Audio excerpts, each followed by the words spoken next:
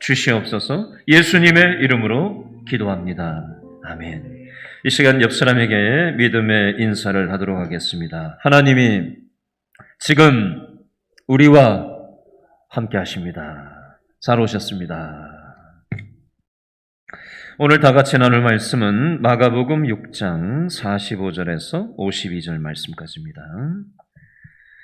신약성경 64페이지 마가복음 6장 45절에서 52절까지 참 잘 아시는 말씀이죠. 마가복음 6장 45절에서 52절까지 마가복음 6장 45절에서 52절까지 제가 45절 먼저 읽겠습니다. 예수께서 즉시 제자들을 재촉하사 자기가 무리를 보내는 동안에 배 타고 앞서 건너편 벳세다로 가게 하시고 무리를 작별하신 후에 기도하러 산으로 가시니라. 저물매 배는 바다 가운데 있고 예수께서는 홀로 무태 계시다가 바람이 거스름으로 제자들이 힘겹게 노젓는 것을 보시고 밤 사경쯤에 바다 위로 걸어서 그들에게 오사 지나가려고 하시매 제자들이 그가 바다 위로 걸어오심을 보고 유령인가 하여 소리 지르니 그들이 다 예수를 보고 놀람이라. 이에 예수께서 곧 그들에게 말씀하여 이르시되 안심하라 내니 두려워하지 말라 하시고 배에 올라 그들에게 가시니 바람이 그치는지라. 제자들이 마음에 심히 놀라니 다 같이 읽습니다. 이는 그들이 그떡대시던 일을 깨닫지 못하고 도리어 그 마음이 둔하여졌음이로라. 아멘. 제가 요즘 김훈이라는 소설가에 빠져 있어요. 하나님께 빠져 있어야 되는데 근데 일반 작가를 통해서도 이게 깨달음이 있더라고요. 이 사람이 쓴 글에 보면 이런 표현이 나와요. 여러분, 우리가 여름에 날씨가 더우면 어떤 감정이 확 들어오죠? 확 더우면 어떤 감정이 확 들어와요?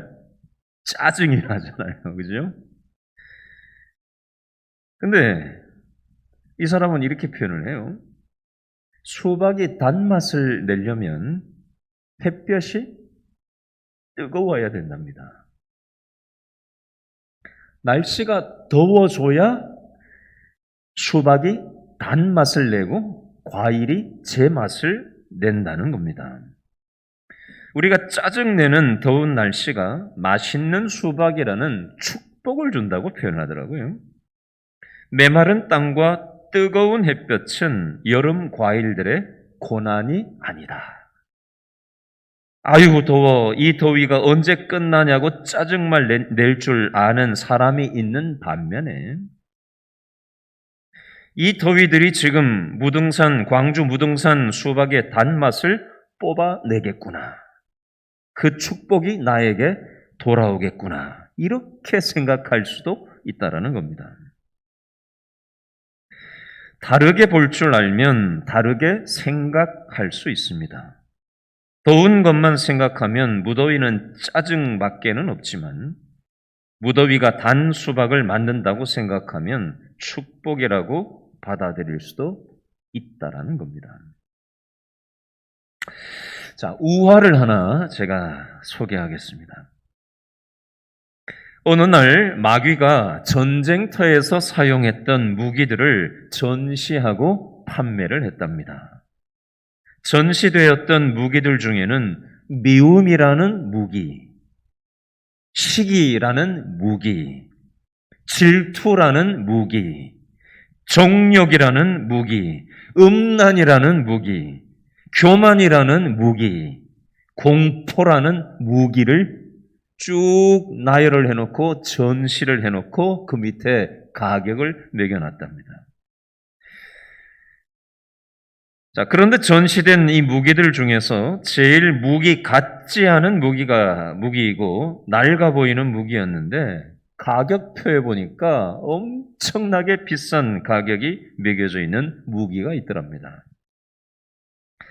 그래서 신참 마귀가 이 두목 마귀한테 질문을 했답니다. 이 무기는 별로 대단해 보이지도 않는데 왜 이렇게 가격이 비싼 거냐고. 두목마귀가 대답을 했답니다. 이 무기는 겉으로 보면 전혀 무서워 보이지 않기 때문에 사람들이 이 무기를 겁내지 않지. 그러나 일단 이 무기에 덫에 걸린 사람은 어지간해서는 빠져나오기가 어렵다는 게 이 무기의 강점이다. 이 무기 아래에는 무기 이름이 적혀 있었는데요. 그 무기의 이름은 무엇이었을까요? 낙심이라는 무기였습니다. 오늘 점심 때 제가 식당에 가서 밥을 먹고 있는데 저는 식당 가면은 옆에 사람들이 무슨 말을 하는지 엿듣는 사람은 아니에요. 오해하지 마세요. 제가 한 번씩 식당에 가서 옆에 무슨 사람들이 얘기하더라 이렇게 한 번씩 얘기를 설교할 때 얘기하니까 우리 목사님 무슨 식당 가서 밥을 안 먹고 옆 사람 무슨 얘기하나 귀를 쫑긋 세우고 그것만 듣나? 아니에요. 절대 그런 거 아닌데요. 그냥 들리는 말이 있어요. 대부분은 그냥 맹맹맹맹 하는 소리밖에 안 들리는데 가끔 가다 이렇게 확 꽂히는 얘기들이 있거든요.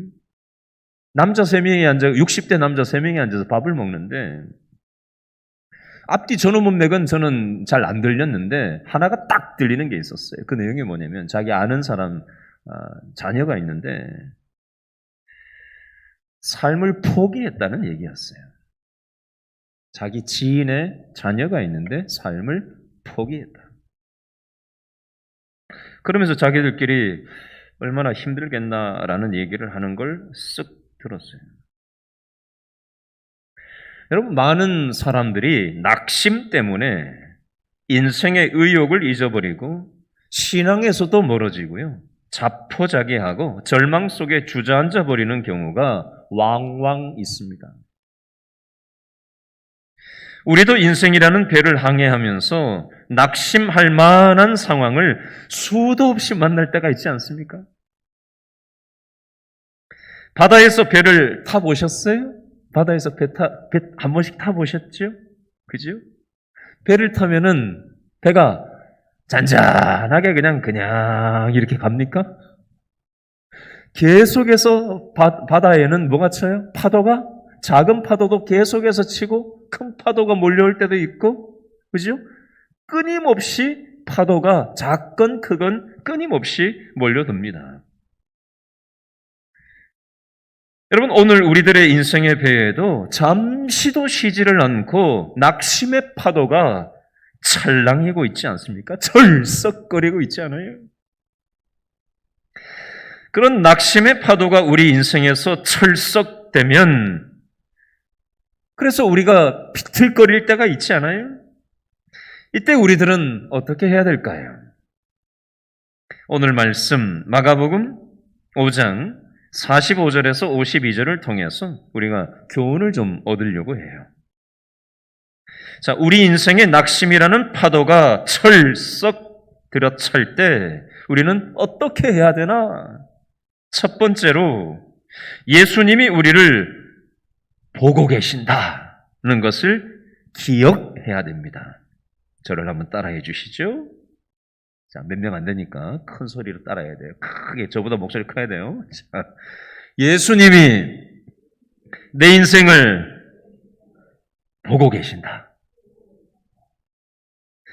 여러분, 갈릴리 바다는 산으로 둘러싸여 있는 지형이에요. 제가 옛날 한 20몇 년 전에 성지순례로 여기 갈릴리를 갔던 적이 있거든요. 가보니까 산으로 삥 둘러싸여져 있는 지형이에요. 갈릴리 바다는요, 이 지중해, 연안에 있는 지중해보다 높이가 한 200m가 더 낮은 위치에 갈릴리 바다가 있어요. 갈릴리 호수라고도 하고 갈릴리 바다라고도 하는데요. 지중해보다 200m가 더 낮은 지형이에요. 산이 둘러져 있어요. 이 지형적인 조건 때문에 바람이 자주 불어요. 이번에 신남노 태풍이 밀어닥쳤죠. 또 이어서 연이어 태풍이 우리나라를 때렸죠. 오늘 뉴스를 보니까 지금 기후 변화로 인해서 앞으로 우리나라에 초대형 태풍이 기존에 보다 훨씬 더 센 태풍들이 올 텐데 이제는 동해로 빠져나가는 게 아니라 일본과 우리나라로 빠져나오는 게 아니라 서해 바다로까지 올라와서 우리나라 전체에 큰 영향을, 이전에 경험하지 못했던 영향을 미치게 될 거라는 일기예보가, 전망이 오늘 뉴스에 나오더라고요. 여러분, 이 갈릴리 바다도 지형적인 조건 때문에 큰 풍랑이 일고는 했습니다. 여러분, 우리 인생도 갈릴리 바다하고 비슷한 면이 있어요. 예상치 못했던 인생의 큰 파도와 풍랑이 휘몰아칠 때가 있지 않습니까? 마가복음 6장 48절을 한번 보시겠어요? 마가복음 6장 48절에 보니까, 자, 시간이 언제라고 나와 있죠? 6장 48절 둘째 줄에 언제? 사경쯤이라고 돼 있어요. 밤 사경. 이때는 언제냐? 우리나라 시간으로는 새벽 3시에서 새벽 6시를 가리키는 게 성경의 밤 사경이라는 시간이에요. 여러분, 눈에 보이는 대낮의 풍랑이 쳐도 이게 지금 죽을 맛인데, 새벽 3시, 새벽 6시 사이면은 앞이 한 개도 안 보인단 말이에요. 그런데다가 풍랑이 지금 치고 있지요? 노를 젓고 있어요. 제가 그 성지순례를 가가지고, 이스라엘에 가면 노동하는 데가 있는데, 키부츠라는 데가 있는데, 그 당시 예수님 당시에 배로 여겨지는 것을 고고학자들이 주워다가 그걸 복원해가지고 키부츠에다가 다시 복원을 해놓은 배를 봤거든요. 근데 그 배가 요즘처럼 제대로 된 배가 아니잖아요. 2000년 전 배니까 무슨 선박 건조 기술이 뭐가 있었겠어요? 조그만한 배. 그런 배니까 풍랑이 들이치니까 더 직격탄을 맞을 거 아니에요? 앞도 한 개도 안 보이죠? 배도 조그만하죠? 무슨 전기가 있어요? 동력이 있어요? 뭐가 있어요? 그냥 노를 젓는 거란 말이에요. 그러니까 이게 앞으로 꼼짝이나 하겠어요? 풍랑은 들이치죠. 비가 들이치죠. 우산 쏘도 비 많이 오면은 이거 막 우산 뒤집어지고 날아가고 하는데, 풍랑이 일어서 막 휘청거리고 비는 막 세차게 들이오죠. 그냥 노를 줘도 꼼짝도 안 하죠. 이건 완전 미치고 환장할 노릇이겠죠. 제자들은 굉장히 무서웠을 겁니다. 굉장히 당황스러웠을 거예요. 굉장히 힘들었을 거라고요. 그래서 제자들의 마음이 낙심해 있었을 겁니다. 우리 이러다가 물에 빠져 죽는 거 아니야? 다 빠져서 죽는 거 아니야? 이런 생각을 하고 있었을 때였을 거예요.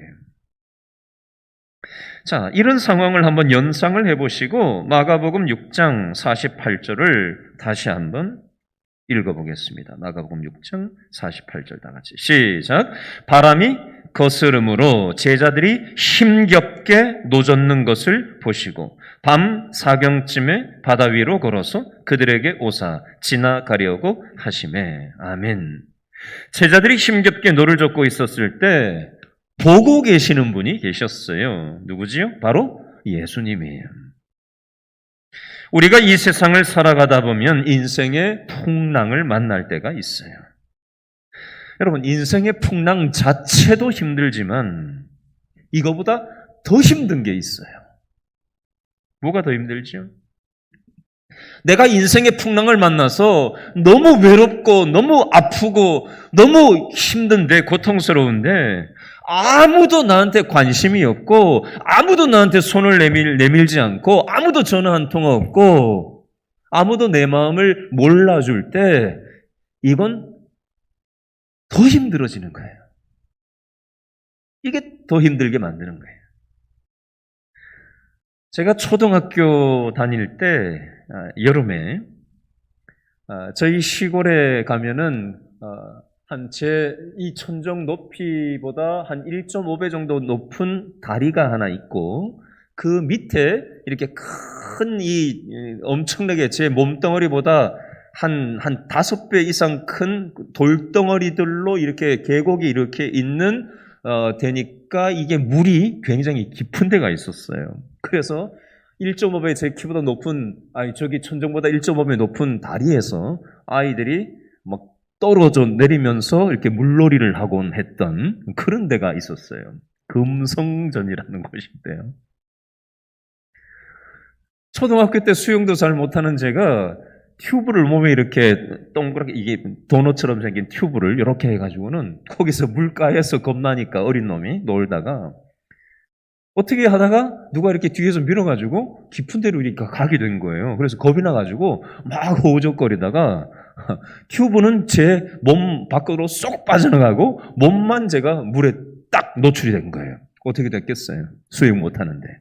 호적거리다가 물 엄청 먹고 야, 나 이러다 죽는가 보다 하고 있는 그런 순간이 있었는데 그때 누군지 지금도 알지 못하는 모르는 사람들이 한 너댓 명이 갑자기 뛰어들어가지고 저를 물에서 건져내줬던 기억이 아직도 선명해요. 이 내용은요, 사실 제가 오늘 말씀 준비하면서 써놓은 내용인데요.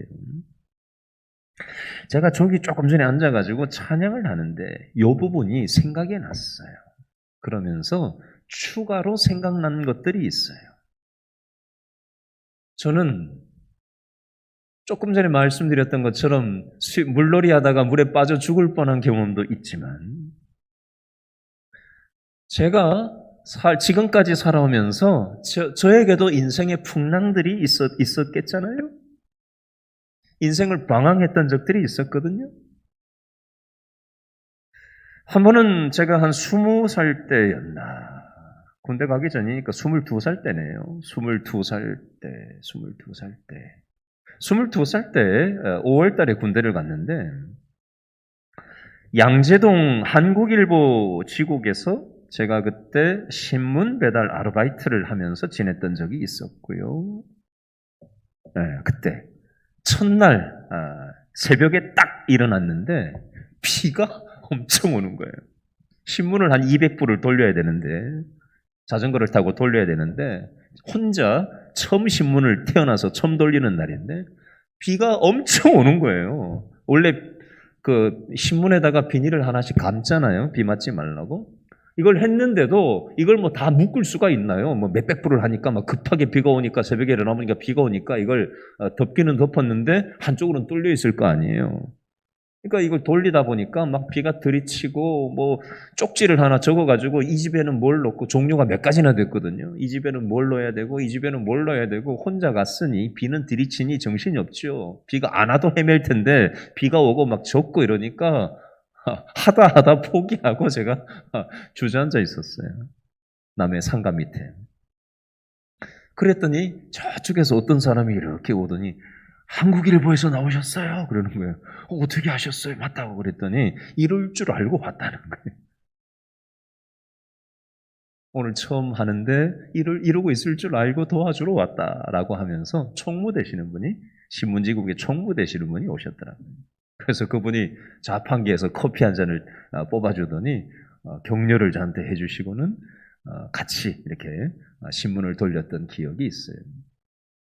제가 좀 전에 찬양을 하는데 이게 딱 생각이 났어요. 내가 내 힘으로 할 수 없었을 때 누군가 나를 도와줘서 되게 격려가 되고 위로가 되고 힘이 됐던 그 기억이 딱 생각이 나고 추가로 또 생각났던 게 있어요. 그게 뭐냐면 제가 군대 제대하고 난 다음에 대학 3학년에 2학년에 복학을 하면서 하나님 살아계시면 믿고 아니면 정리하려고 했던 적이 있었어요. 근데 제가 신앙적인 고민을 하고 있는 바로 그때에 저를 위해서 기도해주고 저한테 성경 공부를 하나님에 대해서 소개해 주려고 성경 공부를 1:1로 해주면서 애를 썼던 선배가 있었어요. 그 선배가 지금 아까 찬양하는데 제가 딱 떠올랐어요. 근데 그 선배가 목사님이 됐어요. 저는 일반 대학을 나왔거든요.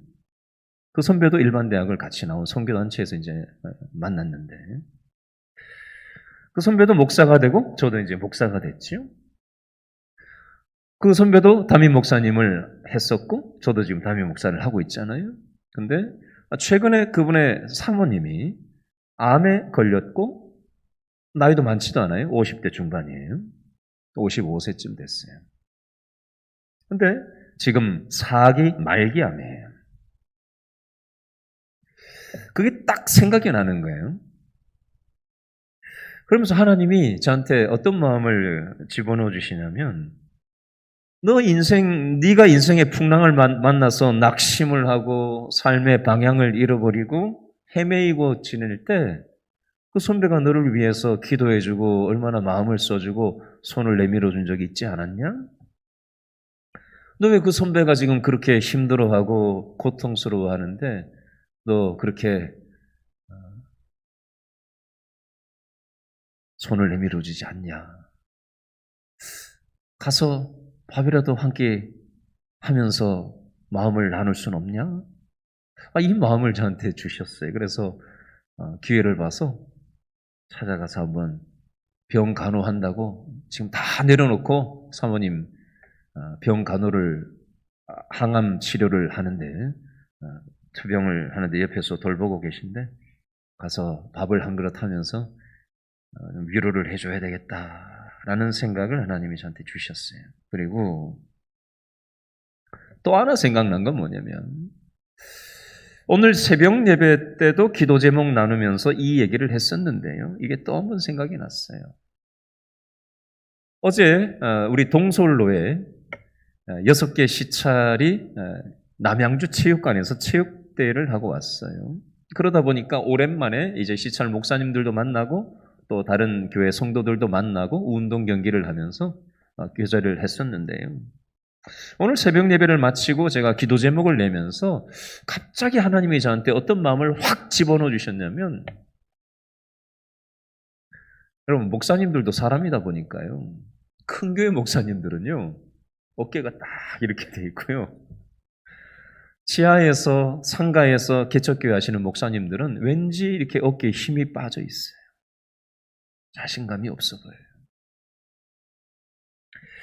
그것에 대해서 안타까운 마음이 제가 오늘 새벽 예배 마치고 기도 제목을 이렇게 같이 기도하자고 하는데 난데없이 그게 갑자기 확 생각이 났어요. 그러면서 하나님이 저한테 눈물을 막 주시는 거예요. 그래서 기도를 못하고 참 울고 서 있었는데요.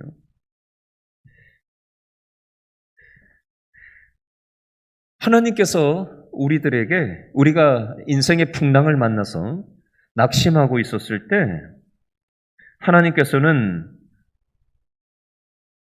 예수님이 제자들에게, 풍랑을 만난 제자들에게 찾아오시는 장면이 오늘 본문의 핵심 첫 번째 원리인데요.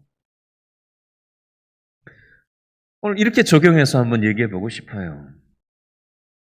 하나님이 우리의 인생의 여정 속에 이런저런 방황과 인생의 길을 잃어버리고 헤매일 때 누군가를 붙여주셔서 우리를 위로하시고 우리를 다시 방향을 잡게 하시고 하나님의 길로 우리를 들어서게 하시고 인도해 주셨다면 우리도 우리와 연결되어 있는 내 옆에 있는 누군가가 그게 누가 됐든지 그게 가족일 수도 있고요. 그게 우리 교회 성도 중에 누군가일 수도 있고요. 직장 동료일 수도 있고요. 친척일 수도 있고요. 친구일 수도 있어요. 그러나 누가 됐든 여러분 한번 생각해 보세요. 누가 됐든지 간에 우리 주위에 나와 연결된 사람들 중에 그 사람이 지금 인생의 풍랑을 만나서 지금 너무 낙심 중에 빠져 있는 사람이 있을 수 있습니다. 그 사람이 누구인지 한번 떠올려 보시면 좋겠고 오늘 말씀 마치고 찬양하고 기도하는 그 시간에 하나님께서 여러분이 그걸 생각나게 해달라고 기도하시면 생각나게 하실 거예요. 그러면 하나님은 괜히 생각나게 하시는 법이 없어요. 너 그 사람한테 가서 도와줘라. 너 그 사람 힘든 마음을 위로해줘라. 너 그 사람을 하고 밥 한 그릇 먹어라. 하나님은 하나님의 은혜를 경험한 우리를 통해서 우리가 누군가에게 손을 내밀어줘서 그 사람을 위로하고 격려하고 낙심했던 영혼을 살아나게 하는 통로로 쓰시려고 우리를 오늘 예배 자리로 불러주셨다는 생각 여러분 해볼 수 있었으면 좋겠어요. 계속해서. 여러분, 제가 그 계곡에서 물에 빠져 죽어버렸다면, 누군가 서너 명이 뛰어들어와서 저를 구해주지 않았다면 저는 오늘 이 자리에 없을 거예요.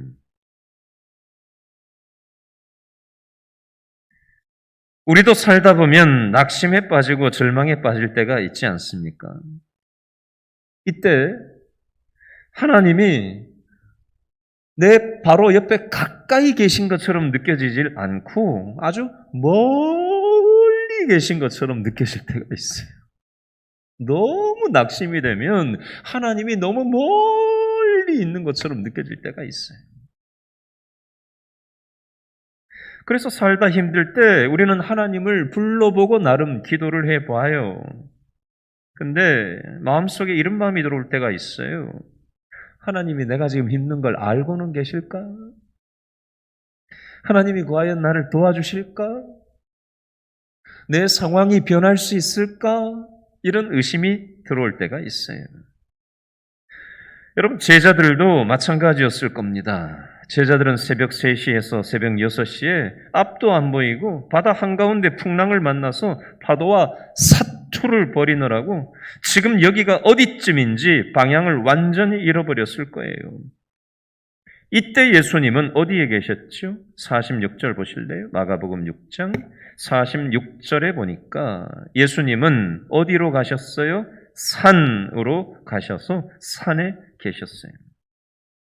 예수님은 산에서 무엇을 하고 계셨을까요? 기도하고 계셨어요. 예수님은 무엇을 위해서 기도하고 계셨을까요? 바다 위에서 풍랑을 만나서 위기를 만난 제자들을 위해서 기도하고 계셨습니다. 자, 이 내용과 연결 구절이 로마서 8장 34절과 35절인데요. 오늘 본문은 제자들에 대한 내용인데 로마서 8장 34절 35절은 사도 바울에 대한 내용이에요. 제자들도 지금 낙심할 만한 인생의 풍랑을 만났지만 사도 바울도 낙심할 만한 인생의 풍랑을 만났습니다. 사도 바울이 뭐라고 고백하는지 제가 한번 읽어드리고 설명을 드릴게요. 로마서 8장 34절 35절입니다. 누가 정죄하리요? 죽으실 뿐 아니라 다시 살아나신 이는 그리스도 예수시니 그는 하나님 우편에 계신 자요 우리를 위하여 간구하시는 자시니라. 누가 우리를 그리스도의 사랑에서 끊으리요? 환난이나 곤고나 박해나 기근이나 적신이나 위험이나 칼이랴. 무슨 얘기죠? 여러분, 바울은 우리보다 훨씬 더 낙심되는 인생의 풍랑을 만난 사람이었습니다. 근데요, 바울은 낙심하지를 않았어요. 바울이 낙심하지 않을 수 있었던 비결은 무엇이었을까요? 하나님이 지금 나와 함께 하신다는 믿음이 있었기 때문이었습니다. 좀 전에 로마서 8장 34절, 35절을 간단하게 정리하면요. 하나님은 나를 위해서 십자가에서 죽으시고 부활하시고 하나님 보좌 우편에서 나를 위해 지금도 기도하고 계신다라는 믿음이 바울에게 있었어요. 그 표현이에요. 내가 인생의 풍랑을 만나서 괴롭게 인생의 노를 젓고 있을 때 예수님은 나를 어떻게 하신다? 보고 계신다. 그리고 나를 위해서 뭐하고 계신다? 기도하고 계신다. 그러므로 우리는 낙심하지 말고 이 사실을 기억하실 수 있기를 바랍니다. 자, 두 번째, 우리 인생의 낙심이라는 인생의 파도가 칠 때, 힘들 때 우리는 어떻게 해야 되나? 두 번째로는요, 예수님이 우리에게 오신다는 것을 믿어야 돼요. 살다 보면 인생의 풍랑이 올 때가 있는데 이때 많은 사람들은 이렇게 얘기합니다. 하나님이 왜 나에게 이런 고통을 주시고 있나? 왜 나는 이런 아픔을 겪어야만 하는가? 왜 나냐고요? 왜 나냐고? 여러분, 답이 뭘까요? 여러분, 우리의 인생의 고통의 원인은요, 다양한 원인이 있을 수 있고요. 하나님의 뜻도요, 단편적이지 않고 복합적인 하나님의 뜻이 숨어 있을 수 있습니다. 하나님이 우리에게 인생의 고통을 허락하시는 이유 가운데 하나는요, 우리들을 훈련시키려는 목적이 있어요. 따라합니다. 하나님만, 정신 차리고요. 따라하세요. 하나님만 의지하도록 훈련시키신다. 제자들도요, 하나님만 의지하도록 훈련시키시는 내용이 오늘 본문이에요. 자, 마가복음 6장 52절을 한 번 더 읽어볼까요? 마가복음 6장 52절, 예수님이 왜 제자들을 훈련시켜야 했는가? 52절 시작. 이는 그들이 그 떡 떼시던 일을 깨닫지 못하고 도리어 그 마음이 둔하여졌음이로라. 아멘. 밑줄 그으세요. 깨닫지 못하고 마음이 둔하여졌음이로라. 밑줄 그어보세요. 설명하겠습니다. 자, 52절에 방금 밑줄 그으셨는데 밑줄 그은 거 바로 앞에 보면 그 떡 떼시던 일이라는 표현이 나와요. 떡 떼시는 일. 이게 뭘까요? 한 장 앞으로 딱 넘겨보면요. 마가복음 6장 30절에서 44절, 30절 앞에 제목 달려있죠? 성경에? 6장 30절 앞에 뭐라고 제목이 달려있어요? 5,000명을 먹이시다. 오병이어 사건입니다. 저는 옛날에 총신대 신학대학원 들어갈 때 성경시험 준비하면서 이렇게 외웠습니다. 마태복음 식사 696. 마태복음에는 오병이어가 14장에 나오고요. 그래서 외우기 쉽게 식사, 먹는 거, 식사, 14장이니까 식사 696. 마가복음 6장에 요게 나오고, 누가복음 9장에 나오고, 요한복음 6장에 요 내용이 또 나와요. 식사, 14, 696. 14장, 6장, 9장, 6장에 마태, 마가, 누가, 요한복음에 나와요. 마가복음엔 6장에 지금 나와요. 오병이어 사건. 자, 오병이어의 기적이 나오는데요. 바로 몇 시간 전에 제자들은 어떤 일을 경험했죠? 갈릴리 바다에서 배 타기 몇 시간 전에 이 오병이어 사건의 기적을 체험한 게 바로 제자들이었어요. 제자들은 오병이어의 기적을 체험했는데 아직도 기적이 주는 교훈을 52절에 뭐라고 돼 있어요? 깨닫지 못하고 있습니다. 오병이어의 기적을 통해서 예수님은 제자들에게 기적 자체가 목적이 아니라요. 병이 낫고 기적을 체험하는 자체가 목적이 아니라 그걸 통해서 뭘 깨우치고 교훈을 주시려고 하느냐가 중요한데 이걸 깨닫지 못하고 기적이다 이것만 붙잡는 거예요. 어떤 교훈을 예수님은 주시려고 오병이어 사건을 체험하게 하셨을까요? 이거예요. 아무리 힘든 인생의 환경을 만나도 예수님이 우리와 함께 하신다면, 우리가 예수님을 믿고 의지한다면 예수님이 우리를 도와주신다라는 게 오병이어 사건을 통한 교훈인데 제자들은 이걸 깨닫지 못했다는 거예요. 자, 오병이어의 기적을 체험했는데도 제자들이 깨닫지를 못하니까 예수님은 제자들을 일깨우시기 위해서 다른 인생의 숙제를 주십니다. 그게 바로 오늘 본문 갈릴리 바다의 풍랑을 만나는 고통이에요. 왜 제자들은 기적을 체험했는데도 깨닫지를 못했죠? 마가복음 6장 52절에 보면 아까 밑줄 그으셨죠? 마음이 둔하여졌음이라. 다른 성경 번역으로 보면요. 마음의 눈이 멀었다라고 번역하는 성경도 있고요. 또 다른 성경 번역은요. 마음이 닫혀 있었다라고 번역하기도 합니다. 여러분, 사람이요. 마음이 탁 닫혀 있어 버리면요. 내 발 앞에 사람이 있는데도요. 철벽을 칩니다. 마음이 있는 사람은요, 멀리서도 마음이 가고 생각이 가는데, 마음이 없는 사람은 가까이 있어도 담을 쌓고 지냅니다. 신앙의 영역도 마찬가지예요. 믿음의 마음이 딱 닫혀 있으면요, 하나님이 나의 가정 속에서, 직장 속에서, 나의 일상생활 속에서 역사하시는데도 그걸 둔해가지고 못 느껴요.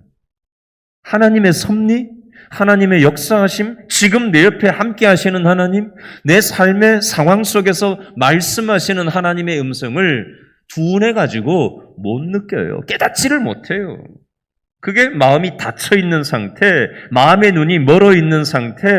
오늘 마가복음 6장 52절 번역본으로 보면 마음이 둔하여진 상태라고 얘기합니다. 제자들의 영적 상태가 이랬다는 거예요. 여러분, 혹시 저와 여러분도 이렇지는 않느냐는 거예요.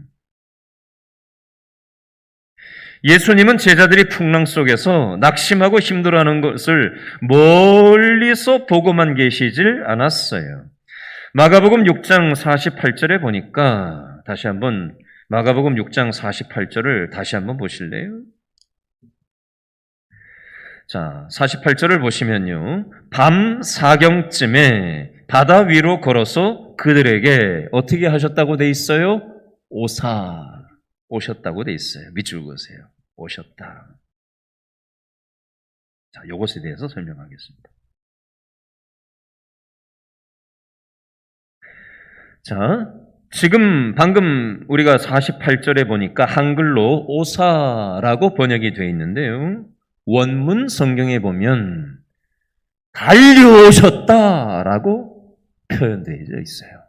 온다라는 거하고 달려온다라는 거는 완전히 다른 느낌이에요. 성경 원어에는 달려오셨다. 제자들이 풍랑이 쳐가지고 힘들어하는 걸 보시고는, 낙심해 있는 걸 보시고는 예수님이 달려오셨다는 거예요. 도와주시려고. 뒷짐지고 계신 게 아니에요. 보고만 계신 게 아니에요. 기도만 하고 계신 게 아니에요. 도와주시려고 달려오셨다는 거예요. 그런 느낌입니다.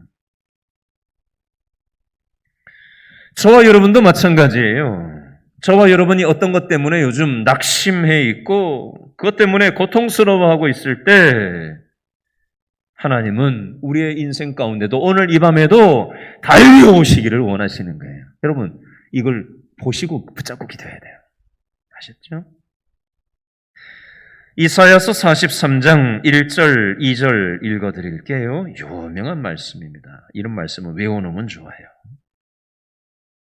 야곱아, 너를 창조하신 여호와께서 지금 말씀하시느니라. 이스라엘아, 너를 지으신 이가 말씀하시느니라. 너는 두려워하지 말라. 내가 너를 구속하였고 내가 너를 지명하여 불렀나니 너는 내 것이라. 내가 물 가운데로 지날 때에 내가 너와 함께 할 것이라. 강을 건널 때에 물이 너를 침몰하지 못할 것이며 내가 불 가운데로 지날 때에 타지도 아니할 것이요 불꽃이 너를 사르지도 못하리라 말씀합니다. 자, 한번 따라 하시죠. 나는 혼자가 아니다. 하나님이 나와 함께 하신다. 여러분, 이거 붙잡으세요. 요한복음 14장 18절. 내가 너희를 고아와 같이 버려두지 아니하고 너희에게로 어떻게 하리라? 오리라 말씀합니다. 너희에게로 달려오리라.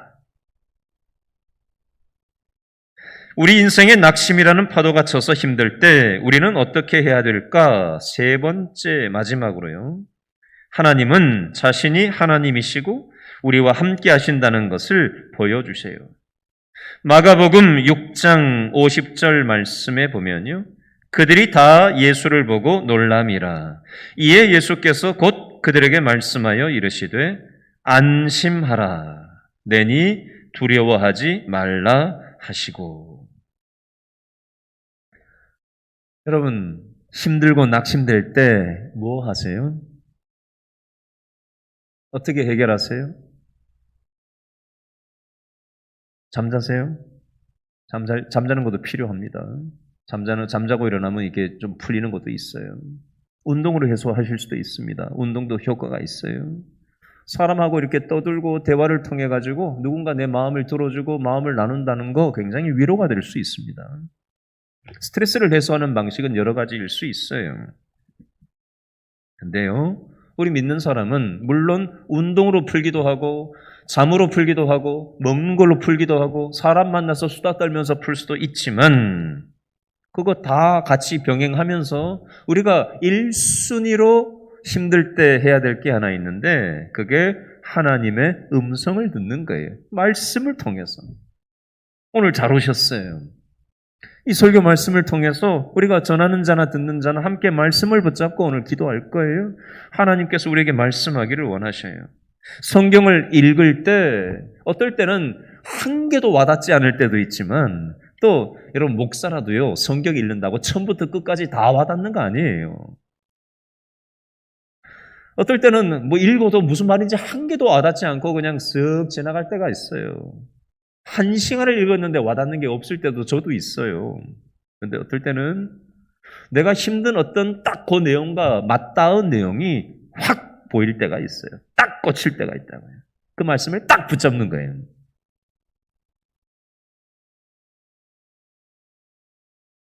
우리가 힘들 때 가장 먼저 해야 될 건 하나님의 말씀을 붙잡는 겁니다. 그리고 하나님하고 기도하는 거예요. 그러면 하나님이 음성을 주실 거예요. 오늘 제자들에게 얘기하신 것처럼 안심하라. 내니 두려워하지 말라. 내가 힘들 때 안심하라고 말씀하시는 분이 누구일까요? 바로 하나님이에요. 하나님이 저와 여러분에게 이 밤에 용기를 주기를 원하셔요. 그리고 51절 배에 올라 그들에게 가시니 바람이 그치는지라.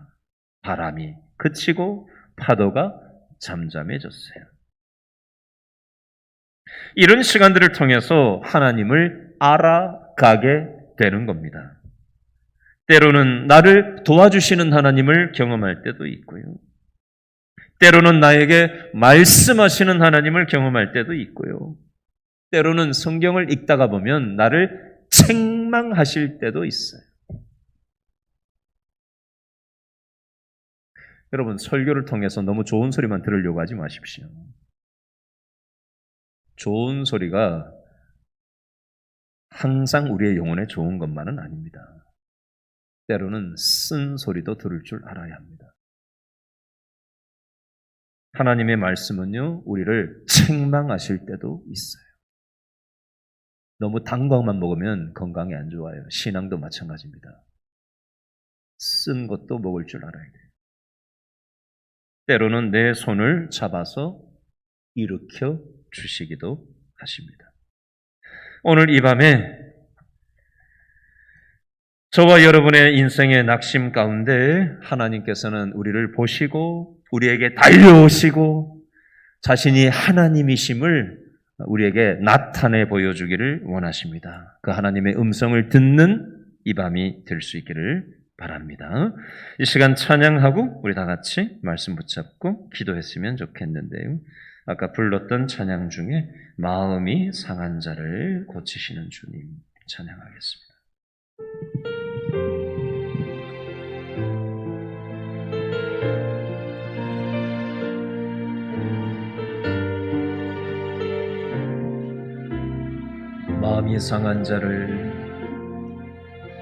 마음이 상한 자를 고치시는 주님 하늘의 아버지 날 주관하소서 주의 길로 인도하사 자유케 하소서. 생일을 행하사 분케 하소서. 의에 줄이고 목이 마르니 성령의 기름 부으소서. 의에 줄이고 목이 마르니 내 잔을 채워 주소서. 성령으로 채우사 성령으로 채우사 주보게 하소서. 주의 임재 속에 은혜하게 하소서. 주 뜻대로 살아가리. 세상 끝날까지 나를 빚으시고 새날 열어주소서. 의에 줄이고 목이 마르니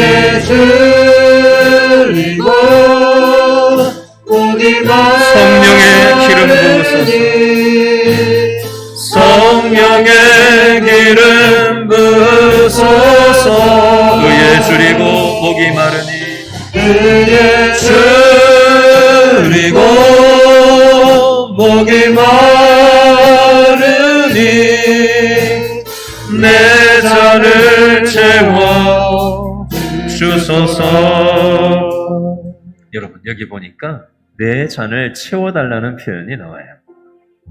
여러분 우리의 영혼의 그릇에 비어있는 그릇으로 이 시간 하나님 앞에 이 내 영혼의 그릇에 비어있는 그릇에다가 하나님의 성령으로 채워달라고 사모하는 마음으로 빈 그릇을 갖다 놔야 하나님의 것으로 체험을 받을 수가 있는데요.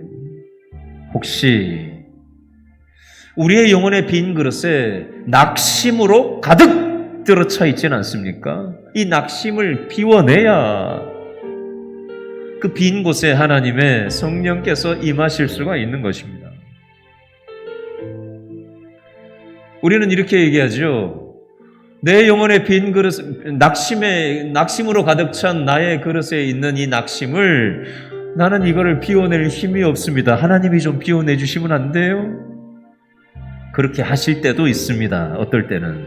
근데 어떨 때는요, 하나님께서 우리 옆에서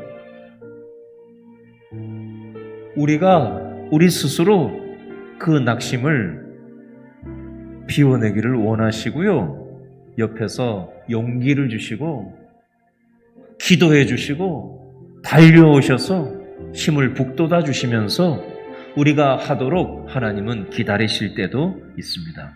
그런 시간이 굉장히 쓰라리고요, 힘겹고요, 고통스러울 수 있지만요, 그렇게 하면서 우리의 믿음의 근육이 강화되고 믿음이 단단해지는 겁니다.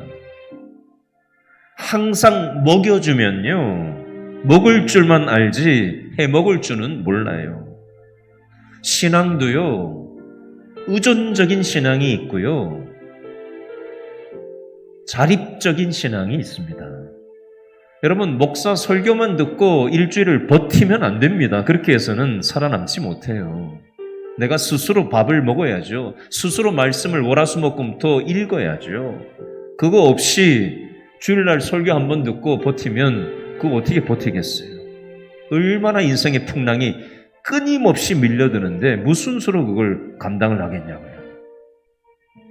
하나님은 우리 인생의 고통스러운 현실을 통해서 우리의 믿음의 근육을 강화시키기를 원하시는 겁니다. 우리의 믿음을 훈련하기를 원하시는 거예요. 단단한 믿음이 되기를 원하시는 겁니다. 여러분, 낙심으로 가득 채워져 있는 마음의 그릇을 가지고 오셨습니까? 이 시간 우리의 마음의 그릇에 가득 들어차 있는 그 낙심을 하나님께서는 너가 한번 비워보지 않을래? 힘들지만 고통스럽지만 비워보지 않을래? 내가 너의 영혼에 나의 성령으로 가득 채워주기를 원한다 라고 하나님은 말씀하시고 오늘 이 밤에 우리를 응원해주고 계십니다. 예수님께서는 보고만 계신 분이 아니고요, 기도만 하고 계신 분이 아니고요, 달려오셔서 우리에게 용기를 주시고 내가 너와 함께 하겠다 말씀하시는 분이세요. 근데 제자들은 깨닫지를 못했고요, 마음이 닫혀 있었어요. 우리도 그러면 안 되잖아요. 여러분, 마음을 여십시오. 의심하지 마십시오. 하나님은 뒷짐지고 계신 분이 아니에요. 하나님은 우리를 도와주기를 원하십니다. 우리에게 용기를 주고 계신 분이십니다. 하나님의 음성을 우리가 듣기를 사모하는 마음을 가지고 이 시간 말씀 붙잡고 이 시간 기도했으면 좋겠어요. 아셨죠? 이 시간 두 손 높이 들고 주여 한번 외치고 통성으로 기도합니다. 주여, 아버지 하나님, 이 시간 우리의 마음속에 인생의 풍랑으로 인해서 철썩철썩 파도가 들어차고 아버지 하나님 휘청휘청거리면서 앞이 하나도 보이지 않는 인생의 방향을 잃어버린, 앞으로 전혀 나아가지 않는 길을 잃어버린 헤매이는 견고한 낙심하는 지친 상황인 우리의 마음과 몸을 가지고 이 자리에 나왔습니다. 도대체 어떻게 해야 될지 답이 보이지 않고 내 입으로 할 수 없고 칠흑같이 어두운 나의 인생의 이 문제를, 이 낙심을 내 입으로는 어찌할 수가 없습니다. 아버지 하나님, 왜 나에게 이런 어려움들이 있어야 합니까? 왜 납니까? 왜 이런 어려움들이 나에게 있어야 합니까? 이걸 통해서 무엇을 훈련하기를 원하십니까?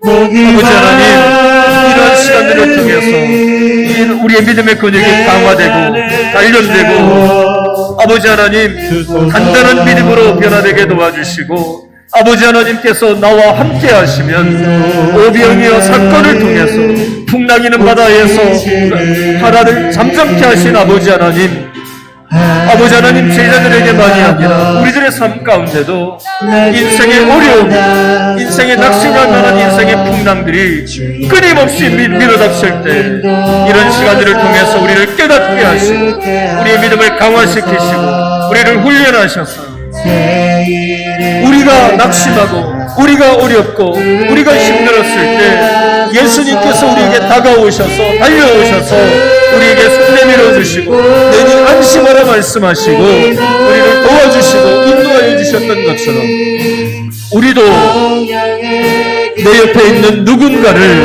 달려가서 손을 내밀어 주고 위로하고 격려하고 보듬어주고 품어주고 안아주고 업어주고 기다려주고 불쌍히 여겨줄 수 있도록 아버지 하나님께서 원하시는 것이 바로 그런 성숙된 믿음이라는 사실을 깨달을 수 있도록 도와주옵소서. 마음이 닫혀있는 우리, 둔한 우리, 어리석은 우리들, 아버지 하나님, 눈이 먼 우리들 이 시간 깨우쳐 주시고 일깨워 주셔서 아버지 하나님께서 원하시는 모습으로만 온전히 서게 도와주시옵소서. 우리를 긍휼히 여겨주십시오.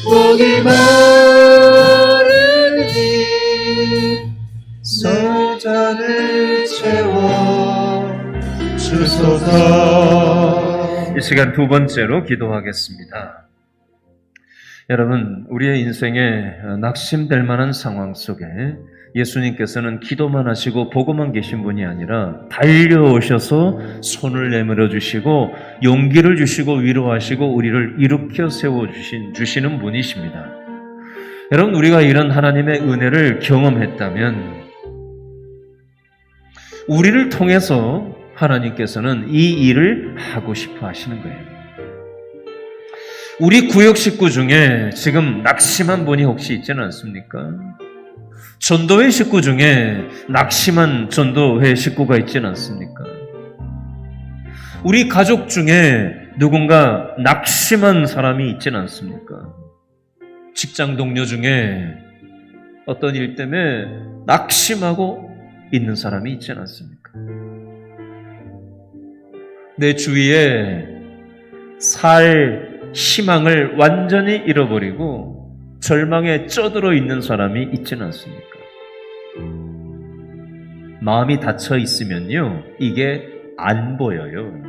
내 코가 석자인데 무슨 다른 사람의 힘든 거를 챙기냐, 이렇게 돼버립니다. 우리는 받아 먹으려고만 해요. 근데 하나님은 나누면서 살라고 우리를 그리스도인으로 부르셨습니다. 이 하나님의 부름 앞에 순종하기 시작할 때 하나님의 은혜, 하나님의 섭리에 눈이 밝아지게 되어 있습니다. 저는 여기에 모인 우리 모두가 둔감한 그리스도인이 아니라 예민한 그리스도인들이 됐으면 좋겠고요. 하나님이 지금 우리와 함께 역사하시고자 하시는 뜻이 무엇인지 분별하고 또 순종하는 그리스도인들이 됐으면 좋겠어요. 이 시간 하나님께 한번 여쭈어보는 기도를 드렸으면 좋겠어요. 하나님, 제가 누구를 품고 이 시간 기도할까요?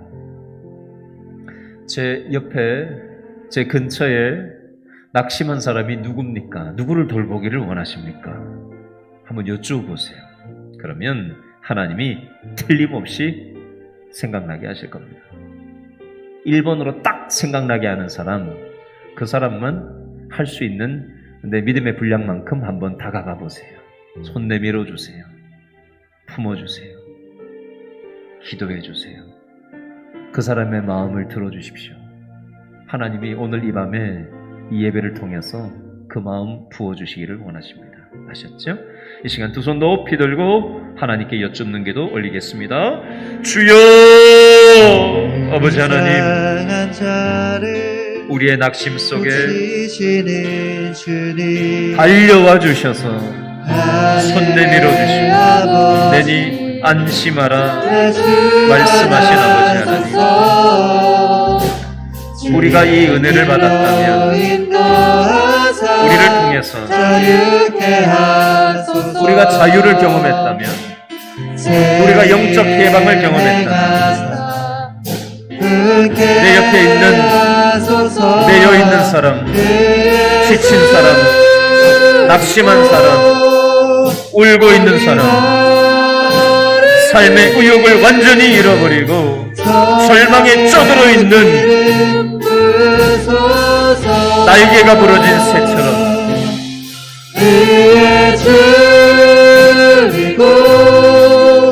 우리의 도움이 필요한 그 영혼을 품을 수 있게 하여 주십시오.